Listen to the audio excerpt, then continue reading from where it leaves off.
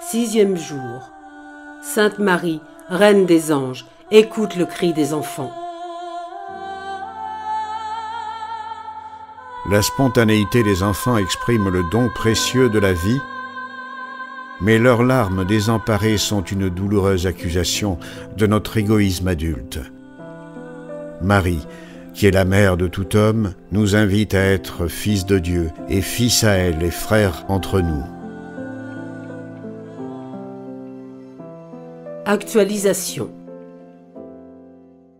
Peu de temps après la naissance de son petit frère, la petite Laurie a commencé à demander à ses parents de la laisser seule avec le bébé. Ils étaient inquiets car, comme la plupart des enfants de 4 ans, elle pouvait montrer des expressions de jalousie. Mais au fil du temps, Laurie ne montrait aucun signe de conflit. Au contraire, elle traitait son petit frère avec gentillesse et ses demandes de rester seule avec lui devenaient de plus en plus insistantes. Alors ses parents un jour ont décidé de lui permettre de le faire. Heureuse, Laurie entre dans la chambre du bébé et ferme la porte. Une petite fissure dans le bois suffit aux parents curieux pour espionner. Ont découvert que la petite Laurie jouait paisiblement. Puis, ils l'ont vu mettre son visage à côté de celui de son petit frère et dire doucement « Mon enfant, dis-moi comment est Dieu. Je commence à l'oublier. » Commentaire du recteur majeur. La présence salésienne aux côtés des mineurs marginalisés et piétinés par l'égoïsme des adultes est aujourd'hui l'une des activités éducatives les plus significatives et les plus exigeantes. Mais il est encore plus urgent d'œuvrer pour la défense des garçons, des filles et des jeunes exploités, victimes de tout type d'abus, de l'abus sexuel à celui du pouvoir.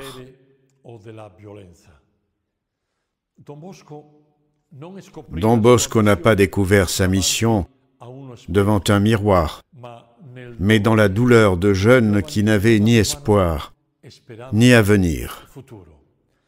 Le salésien du XXIe siècle ne peut pas faire autrement.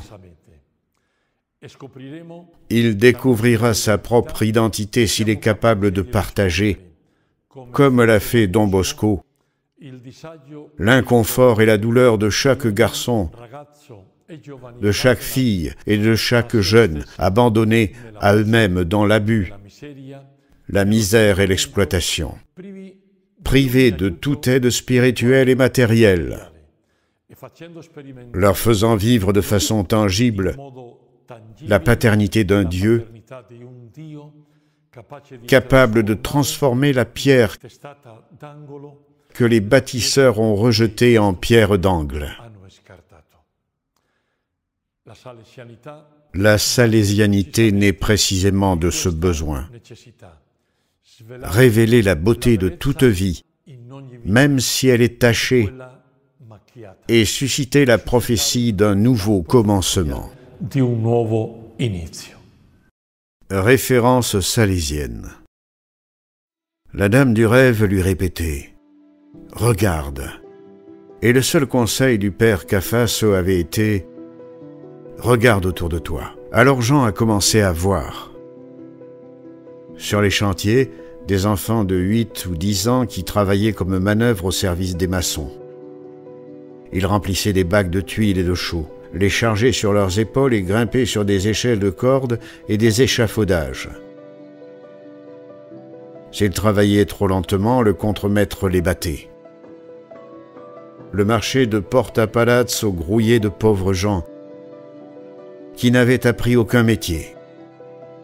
La plupart ne savaient ni lire ni écrire. Don Bosco a passé les heures les plus terribles de sa première période à Turin avec des jeunes en prison. Des garçons de 12 à 18 ans, comme des mendiants pleins de poux, se trouvaient sans travail, avec seulement de l'eau et du pain derrière des barreaux de fer. Ils étaient forts et talentueux, mais loin de pouvoir espérer un foyer, un travail ou une école. Ils regardaient avec scepticisme le jeune prêtre qui leur apportait des fruits, des chocolats et du tabac. Ils voulaient être leur ami. Ils parlaient de la valeur et de la dignité de chaque personne, mais quand ils revenaient les voir, tout était détruit. Celles qui semblaient être des amitiés naissantes étaient mortes. Les visages devenaient à nouveau menaçants, et Don Bosco ne savait pas toujours surmonter le découragement. Un jour, il a éclaté en sanglots. Il y a eu un moment d'hésitation dans la grande pièce lugubre. « Pourquoi ce prêtre pleure-t-il » a demandé quelqu'un. « Parce qu'il nous aime. Ma mère aussi pleurerait si elle me voyait ici. » Témoignage du monde salésien. Prière à toute la famille salésienne. Je m'appelle Edilma. Je suis salésienne, coopératrice de la province de Belo Horizonte, Brésil. L'amour pour Notre-Dame a commencé dans mon adolescence, lorsque les filles de Marie Auxiliatrice sont venues travailler dans une communauté rurale où je vivais. À partir de là, ma vie a totalement changé. Car vivant avec les filles de Marie Auxiliatrice, j'ai rencontré les Salésiens coopérateurs et j'ai apprécié le travail qu'ils accomplissaient dans l'oratoire festif de l'Ora Vicuña en faveur des enfants pauvres. Travailler avec les enfants pauvres est un privilège, car ils nous enseignent bien plus qu'on ne l'imagine. Ils nous enseignent ce qu'est l'amour, l'affection, la solidarité. Ils nous enseignent ce qu'est le bonheur, la foi, même avec toute la pauvreté qu'ils ont. Ils véhiculent une joie que je ne peux pas expliquer.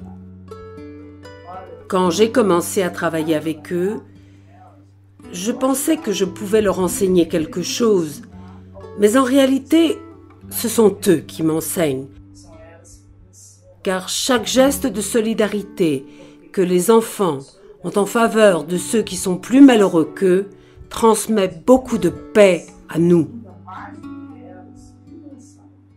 J'essaie de leur transmettre ce que Don Bosco nous a enseigné. Former de bons chrétiens et citoyens honnêtes. Ce n'est pas facile, mais j'ai Marie Auxiliatrice avec moi comme maîtresse, tout comme elle l'avait été pour Don Bosco. Elle m'enseigne comment apporter Jésus à ses enfants. Confiance à Marie.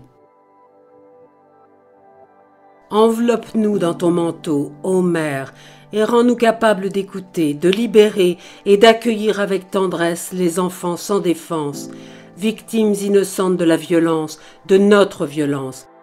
Aide-nous à être la voix des nombreux enfants qui n'ont pas de voix, de ceux qui sont marginalisés, maltraités, sans droit. Aide-nous à voir en chacun d'eux ton Fils, qui est venu dans notre monde comme un enfant sans défense.